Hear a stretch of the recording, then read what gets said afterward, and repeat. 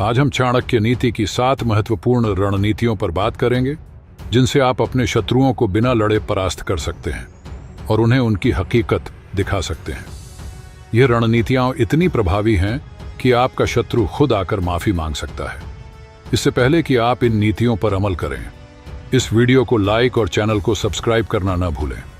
साथ ही कमेंट में बताएं कि आप यह वीडियो कहां से देख रहे हैं। पहली रणनीति जो चाणक्य ने सुझाई है वह है शत्रु को भ्रम में रखना।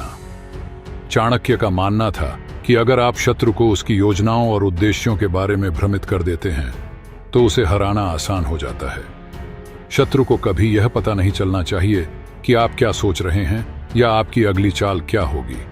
इस भ्रम के कारण शत्रु गलत फैसले ले सकता है और आप उसे मात दे सकते हैं। उदाहरण के तौर पर अगर आप युद्ध में अपनी सेना को कमजोर दिखाते हैं तो शत्रु उस पर हमला करेगा और तब आप अपनी असली ताकत से उसे हरा सकते हैं। दूसरी रणनीति है शत्रु की कमजोरियों का लाभ उठाना। हर शत्रु में कुछ न कुछ कमजोरियां होती हैं, चाहे वह कितना भी शक्तिशाली क्यों ना हो। चाणक्य कहते हैं कि हमें शत्रु की कमजोरियों की पहचान करनी चाहिए और उन्हें अपने फायदे के लिए इस्तेमाल करना चाहिए। यह कमजोरी शारीरिक, मानसिक या परिस्थितियों से जुड़ी हो सकती है। अगर शत्रु गुस्सैल है तो आप उसे गुस्सा दिलाकर उसकी सोचने समझने की क्षमता को कमजोर कर सकते हैं। इसी तरह अगर शत्रु आर्थिक रूप से परेशान है तो उसकी इस कमजोरी का फायदा उठा सकते हैं। तीसरी रणनीति है शत्रु के मन में भय पैदा करना। चाणक्य के अनुसार भय एक ऐसा हथियार है जो सबसे शक्तिशाली शत्रु को भी कमजोर कर सकता है। अगर आप शत्रु के मन में डर पैदा कर देते हैं तो वह आपसे लड़ने से पहले कई बार सोचेगा। इस रणनीति से शत्रु मानसिक रूप से कमजोर हो जाएगा और बिना लड़े ही हार सकता है। चौथी रणनीति है शत्रु को आपस में लड़ाना। चाणक्य का मानना था कि अगर आप अपने शत्रुओं को आपस में ही लड़ाने में सफल हो जाते हैं तो वे खुद ही कमजोर हो जाएंगे। यह रणनीति खासकर तब काम आती है जब शत्रु की संख्या अधिक हो या वे गठबंधन में हों। आप उनके बीच फूट डालकर उन्हें आपस में ही उलझा सकते हैं, जिससे उनकी ताकत बिखर जाएगी और आप आसानी से जीत सकते हैं। पांचवी रणनीति है समय का सही उपयोग करना। चाणक्य का मानना था कि सही समय पर सही कदम उठाना बेहद जरूरी है। अगर आप जल्दबाजी में निर्णय लेते हैं तो शत्रु के जाल में फंस सकते हैं, इसलिए धैर्यपूर्वक सही समय का इंतजार करना चाहिए। उदाहरण के तौर पर अगर शत्रु संकट में है तो यही सही समय है उस पर हमला करने का। छठी रणनीति जो चाणक्य ने बताई है वह है शत्रु की जासूसी करना। चाणक्य हमेशा अपने शिष्यों को सिखाते थे कि शत्रु के हर कदम की जानकारी रखना अत्यंत आवश्यक है। बिना जानकारी के आप शत्रु की ताकत, कमजोरी और योजना को समझ नहीं सकते। जासूसी के माध्यम से आप शत्रु की हर चाल का पहले से अनुमान लगा सकते हैं और उसके खिलाफ तैयारी कर सकते हैं। उदाहरण के लिए, यदि आपको पहले से पता चल जाए कि शत्रु कब और कैसे हमला करेगा तो आप उस हमले का प्रभावी रूप से सामना करने के लिए तैयार रह सकते हैं। इस तरह जासूसी की सहायता से आप शत्रु के हर कदम को विफल कर सकते हैं और जीत प्राप्त कर सकते हैं।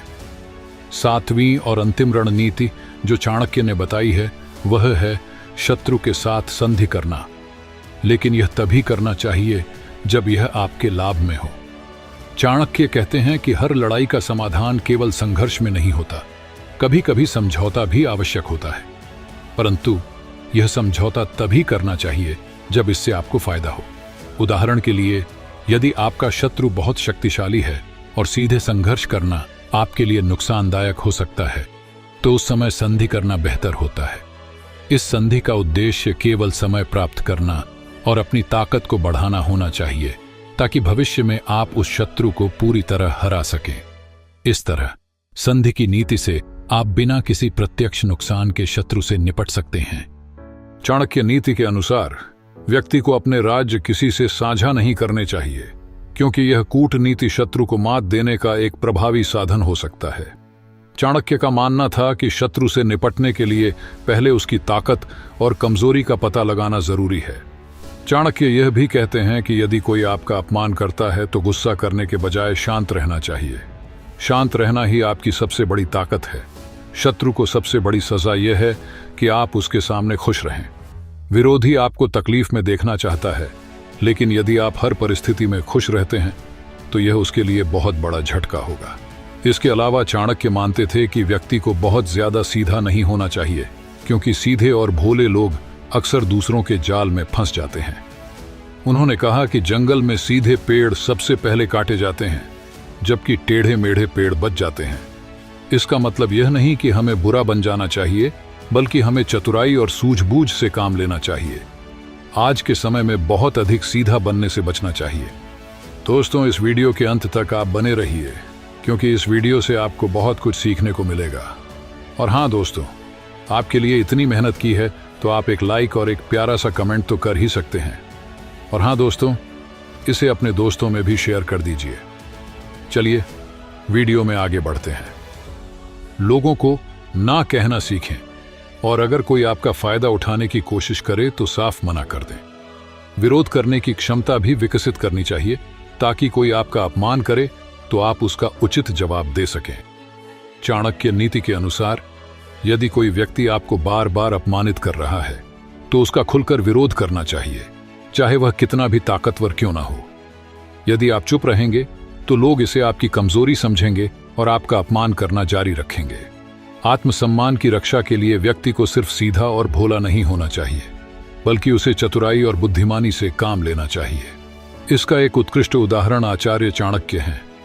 जब उन्हें पता चला कि सिकंदर भारत पर हमला करने वाला है, तो उन्होंने मगध के राजा घनानंद से मुलाकात की। लेकिन घनानंद, जो नशे और ऐशो आराम में डूबा हुआ था, ने चाणक्य का मजाक उड़ाया और उन्हें महल से अपमानित करके बाहर फेंक दिया। इस अपमान के बाद चाणक्य ने प्रतिज्ञा ली कि जब तक घनानंद और उसके वंश का अंत नहीं कर देते, तब तक अपनी शिखा नहीं बांधेंगे। उन्होंने चंद्रगुप्त मौर्य को प्रशिक्षित किया और अपनी कूटनीतियों से घनानंद को सत्ता से हटा दिया। इस घटना से यह सीख मिलती है कि हर समस्या को सीधे तरीके से हल नहीं किया जा सकता। कभी कभी चतुराई और धैर्य भी जरूरी होता है। व्यक्ति जन्म से महान नहीं होता, बल्कि अपने कर्मों से महान बनता है। घनानंद राजा के परिवार में पैदा हुआ था, लेकिन वह अयोग्य शासक निकला। दूसरी ओर चंद्रगुप्त एक साधारण परिवार में जन्मा था, लेकिन अपने परिश्रम और चाणक्य के मार्गदर्शन से वह महान सम्राट बना। इससे यह स्पष्ट होता है कि व्यक्ति की सफलता उसके जन्म से नहीं, बल्कि उसके कर्मों से तय होती है। चाणक्य शिक्षा को बहुत महत्व देते थे। उनका मानना था कि सही शिक्षा व्यक्ति की किस्मत बदल सकती है। लेकिन शिक्षा का अर्थ केवल डिग्री प्राप्त करना नहीं है, बल्कि ऐसा ज्ञान अर्जित करना है जो जीवन की कठिनाइयों से निपटने की ताकत दे। आजकल लोग उच्च शिक्षा प्राप्त कर लेते हैं, लेकिन भावनात्मक रूप से कमजोर होते हैं।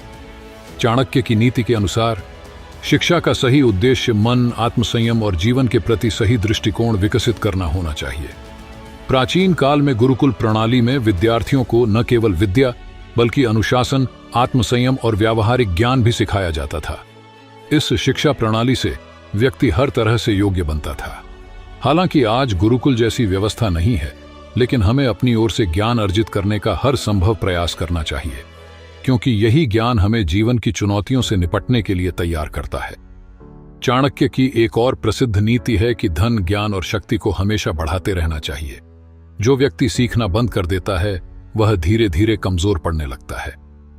चाणक्य कहते हैं कि अगर आप धनवान हैं लेकिन बुद्धिहीन हैं, तो आपका धन अधिक समय तक नहीं टिकेगा।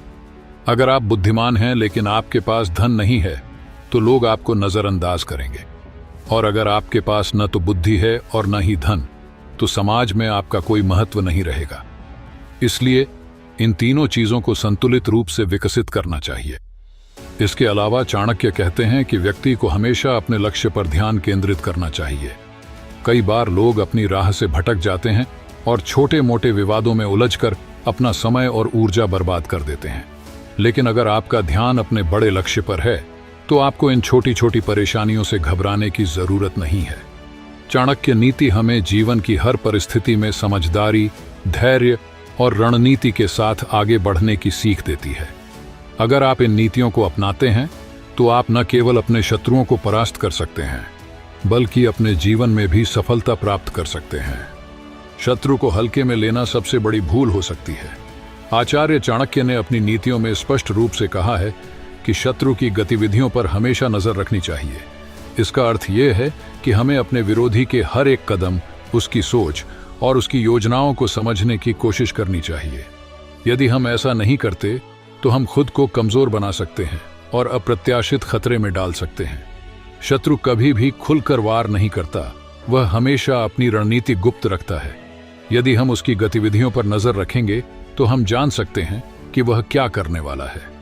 चाहे वह किसी षड्यंत्र में हो, कोई योजना बना रहा हो या चुप रहकर सिर्फ सही समय का इंतजार कर रहा हो, हमें हर परिस्थिति के लिए तैयार रहना चाहिए। अक्सर लोग यह सोचकर अपने शत्रु को नजरअंदाज कर देते हैं कि वह कमजोर है, लेकिन यही सबसे बड़ी भूल होती है। कमजोर दिखने वाला व्यक्ति भी कई बार सबसे बड़ा खतरा बन सकता है। पानी शांत दिखता है, लेकिन जब उसमें तूफान आता है तो वह सब कुछ बहा ले जाता है। इसी तरह कोई भी शत्रु अपनी असली ताकत को छिपाकर रख सकता है और जब सही समय आता है तो वह प्रहार करता है। अगर हम अपने शत्रु को हल्के में लेंगे तो हम उसकी चालों को समझने में असफल हो सकते हैं।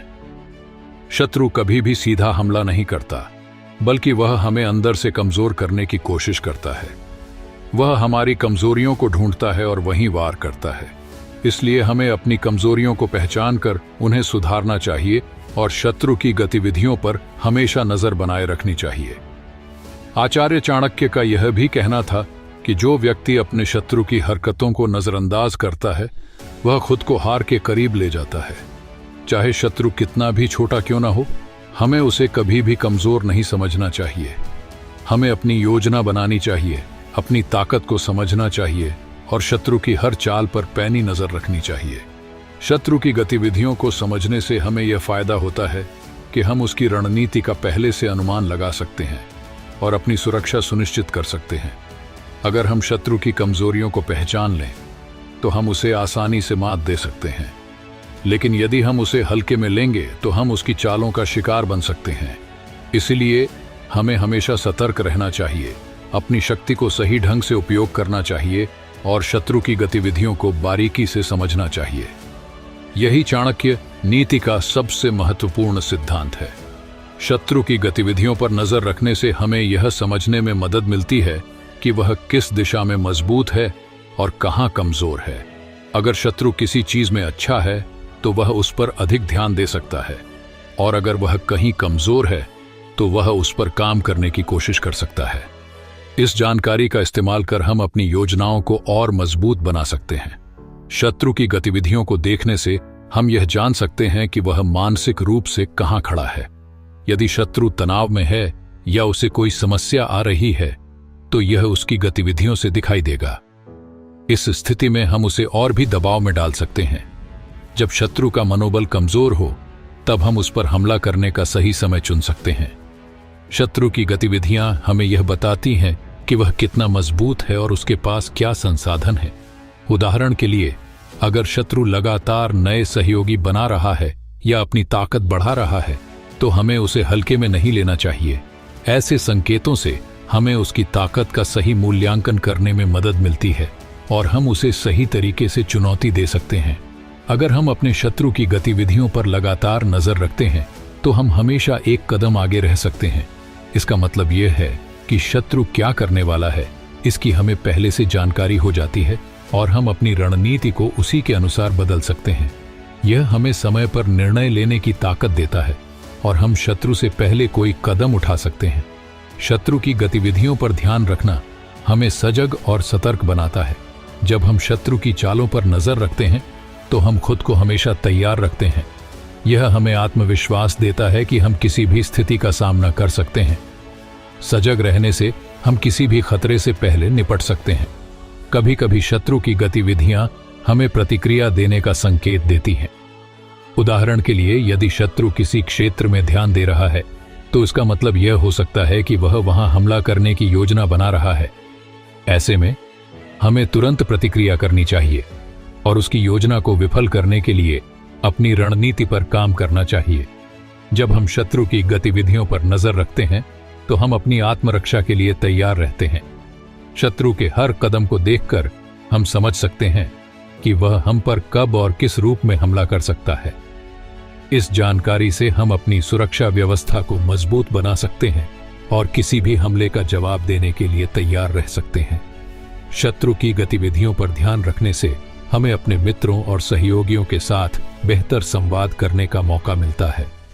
यदि हम शत्रु के बारे में जानकारी रखते हैं तो हम अपनी टीम को भी तैयार कर सकते हैं और साथ मिलकर शत्रु को हराने के लिए योजना बना सकते हैं। शत्रु की गतिविधियों पर नजर रखना बहुत महत्वपूर्ण है, क्योंकि यह हमें शत्रु की योजनाओं, उसकी ताकत, उसकी गलतियों और उसके मानसिक स्थिति के बारे में जानकारी देता है। जब हम यह जानकारी सही तरीके से इकट्ठा करते हैं तो हम शत्रु के खिलाफ एक मजबूत रणनीति बना सकते हैं और उसे हराने में सफलता पा सकते हैं। शत्रु की गतिविधियों पर ध्यान देने से हमें हमेशा एक कदम आगे रहने का मौका मिलता है और हम किसी भी स्थिति का सामना कर सकते हैं। आचार्य चाणक्य ने अपनी नीतियों में यह बहुत महत्वपूर्ण बात कही है कि युद्ध से पहले शत्रु की मानसिकता को समझना बेहद जरूरी है। आइए इसे बहुत सरल तरीके से समझते हैं। युद्ध से पहले हमें यह समझने की कोशिश करनी चाहिए कि शत्रु के मन में क्या इच्छाएं हैं और उसे किस बात का डर है। जैसे, क्या वह अपनी स्थिति को मजबूत करना चाहता है? क्या उसे किसी नुकसान का डर है? यदि हम शत्रु की इच्छाओं और डर को समझते हैं तो हम यह जान सकते हैं कि वह क्या कदम उठा सकता है। उदाहरण के लिए, अगर शत्रु को यह डर है कि उसे हार का सामना करना पड़ेगा तो वह पहले से ज्यादा आक्रामक हो सकता है। ऐसे में हमें अपनी रणनीति बदलने की जरूरत हो सकती है। शत्रु के आत्मविश्वास को समझना भी बहुत जरूरी है।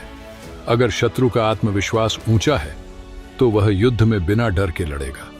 इसके विपरीत, अगर शत्रु का आत्मविश्वास कमजोर है तो वह डर और चिंता के कारण कमजोर हो सकता है। अगर हमें शत्रु के आत्मविश्वास का पता चल जाता है तो हम अपनी योजना को इस आधार पर बदल सकते हैं और उसे डर पैदा करने वाले तरीके अपना सकते हैं। कभी कभी शत्रु मानसिक दबाव में होता है। यह दबाव उसके आंतरिक संघर्ष, कॉन्फ्लिक्ट्स या उसके पास मौजूद सीमित संसाधनों से उत्पन्न हो सकता है। अगर शत्रु पर मानसिक दबाव है तो वह शायद सही निर्णय नहीं ले पाएगा और यह हमारी जीत की संभावना को बढ़ा सकता है। इसलिए हमें शत्रु के मानसिक दबाव को पहचानना चाहिए ताकि हम इसका फायदा उठा सकें। शत्रु के अतीत के अनुभवों को समझने से हमें यह अंदाजा हो सकता है कि वह कैसे सोचता है और किस प्रकार के युद्धों में उसने पहले भाग लिया है। अगर शत्रु ने पहले कई बार हार का सामना किया है तो वह डर और निराशा में हो सकता है। वहीं अगर शत्रु ने पहले कई बार जीत हासिल की है तो वह आत्मविश्वास से भरा हुआ हो सकता है। इसलिए शत्रु के अतीत को जानना बहुत महत्वपूर्ण है। कभी कभी शत्रु की मानसिक स्थिति में अचानक बदलाव आ सकता है। जैसे, अगर शत्रु अचानक शांत हो जाए तो इसका मतलब यह हो सकता है कि वह कुछ बड़ी योजना बना रहा है। इसी तरह अगर शत्रु बहुत ज्यादा उत्तेजित हो तो वह गुस्से में गलत फैसले ले सकता है। इस बदलाव को पहचानना बहुत जरूरी है ताकि हम समय रहते अपनी रणनीति में बदलाव कर सकें। कभी कभी शत्रु की मानसिक स्थिति में अचानक बदलाव आ सकता है। जैसे, अगर शत्रु अचानक शांत हो जाए तो इसका मतलब यह हो सकता है कि वह कुछ बड़ी योजना बना रहा है। इसी तरह अगर शत्रु बहुत ज्यादा उत्तेजित हो तो वह गुस्से में गलत फैसले ले सकता है। इस बदलाव को पहचानना बहुत जरूरी है ताकि हम समय रहते अपनी रणनीति में बदलाव कर सकें। शत्रु के मानसिकता को समझने का एक और तरीका है उसकी चालों का अनुमान लगाना।